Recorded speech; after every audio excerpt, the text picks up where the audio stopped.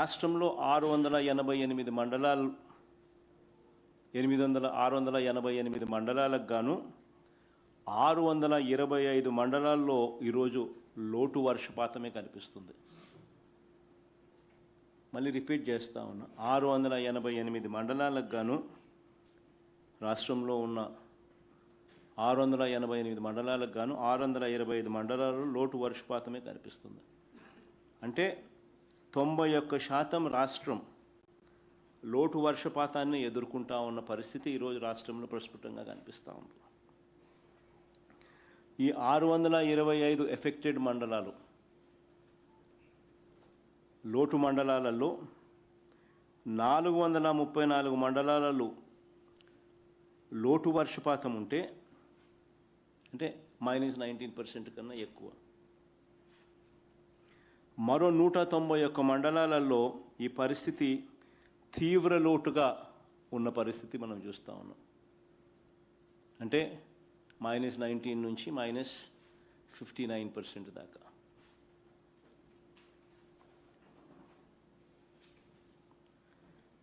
ఇక జిల్లాల పరంగా చూస్తే 28 జిల్లాలకు 28 జిల్లాల్లోనూ 28 జిల్లాలకు 28 జిల్లాల్లోనూ లోటు వర్షపాతమే కనిపిస్తూ ఉంది. అల్లూరి సీతారామరాజు జిల్లా, విశాఖపట్నం జిల్లా, కాకినాడ జిల్లా, కోనసీమ జిల్లా, తూర్పుగోదావరి జిల్లా, పశ్చిమ గోదావరి జిల్లా, అన్నమయ్య జిల్లా, ప్రకాశం జిల్లా, నంద్యాల జిల్లా, చిత్తూరు జిల్లా, వైఎస్ఆర్ కడప, శ్రీ సత్యసాయి జిల్లాలో తీవ్రత ఎక్కువగా ఉంది.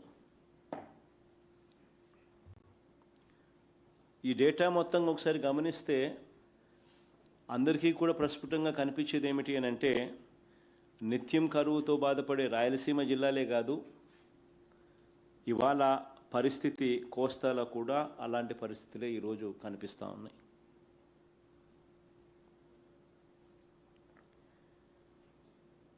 సరే, ఈ వెన్నుపోటు పార్టీ నాయకుడు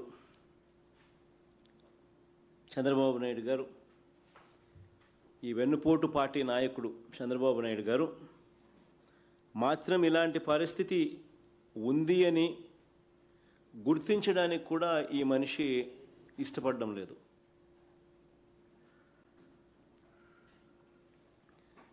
రైతులను, ప్రజలను ఆదుకోవడానికి ఏమాత్రం కూడా అడుగులు ముందుకు కూడా వేయడంలా.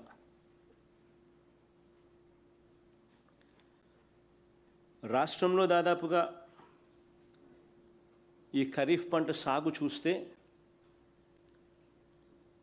రాష్ట్రంలో 63 లక్షల చిల్లర ఎకరాలకు గాను కేవలం 50 లక్షల చిల్లర ఎకరాల్లో మాత్రమే సాగైంది. అంటే దాదాపుగా 80% మాత్రమే సాగు నమోదు చేసిన పరిస్థితులు కనిపిస్తూ ఉన్నాయి.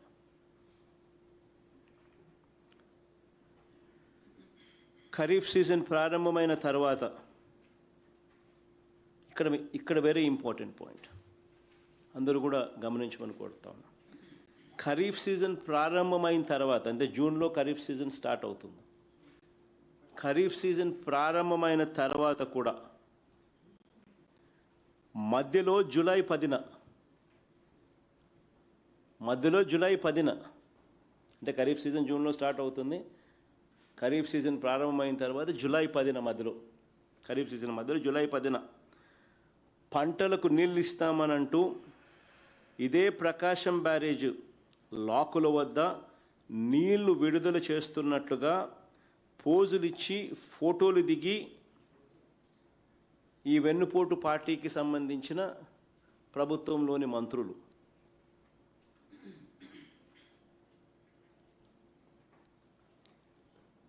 ఈ మాదిరిగా పబ్లిసిటీ స్టంట్ చేశారు.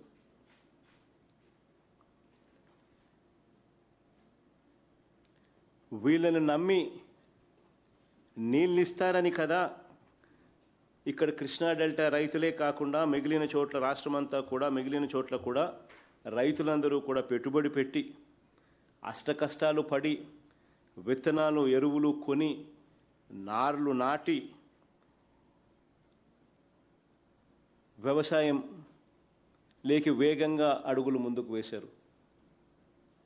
ఇవాళ వేసిన నార్లన్నీ కూడా ఎండిపోయిన పరిస్థితి, ఎండుతా ఉన్న పరిస్థితులు. ప్రతి ఎకరాకు రైతుకు కనీసం 15,000 రూపాయలు ప్రతి రైతు కూడా నష్టపోయిన పరిస్థితులు కనిపిస్తూ ఉన్నాయి. ఇక్కడ అందరూ గమనించమని కోరుతా ఉన్నా, ఎల్నినో ఎఫెక్ట్ ఉందని తెలుసు. ఎల్నినో ఎఫెక్ట్ ఉంది అని తెలుసు. జూన్లో డెఫిసిట్ రెయిన్స్ పడ్డాయి అని తెలుసు.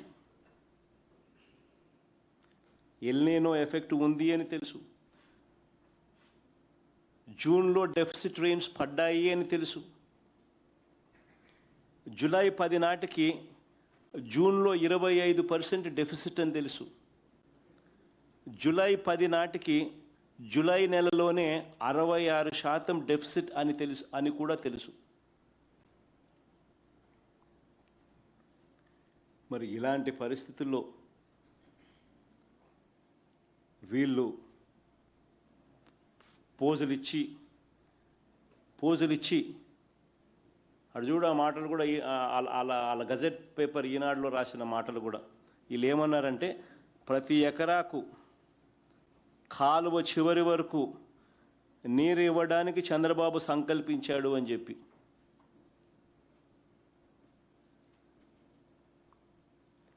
అని వీళ్ళు పబ్లిసిటీ ఇవ్వడంతో రైతులు వీళ్ళ మాటలను నమ్మి పెట్టుబడులు పెట్టారు. ఈరోజు రైతులు నష్టపోతూ ఉన్నారు.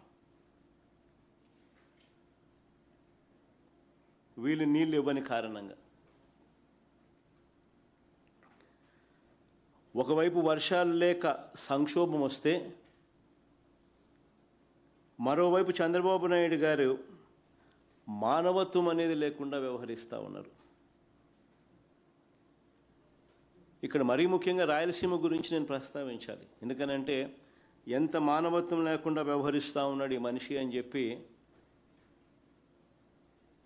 ఒక్కసారి రాయలసీమ పరిస్థితిని గమనిస్తే ఇట్టే ఎవరికైనా అర్థమవుతుంది. రాయలసీమ ప్రాంతానికి నీళ్ళు ఇచ్చే విషయంలో చంద్రబాబు నాయుడు గారి దుర్మార్గం ఎంత దారుణంగా ఉంది అని అంటే, శ్రీశైలంలో గరిష్ట నీటి మట్టం 885 అడుగులు, ఫుల్ రిజర్వాయర్ లెవెల్. గరిష్ట నీటి మట్టం 885 అడుగులు. ఈ ఆగస్టు 11వ తారీఖున అంటే 2 వారాల కిందటే, ఈ ఆగస్టు 11వ తారీఖునే 879.50 అడుగులు, అంటే 880 అడుగులు, దగ్గర 880 అడుగులు, 879.50 అడుగులు, అంటే ఉజ్జాయింపుగా 880 అడుగులు ఆగస్టు 11వ తారీఖునే నీళ్ళు వచ్చినాయి. అవకాశం ఉన్నా కూడా పోతిరెడ్డిపాడు ద్వారా కిందకు రాయలసీమ ప్రాజెక్టులకు నీళ్లు సరిపడా ఇవ్వడానికి చంద్రబాబు నాయుడుకు మనసు రాలేదు.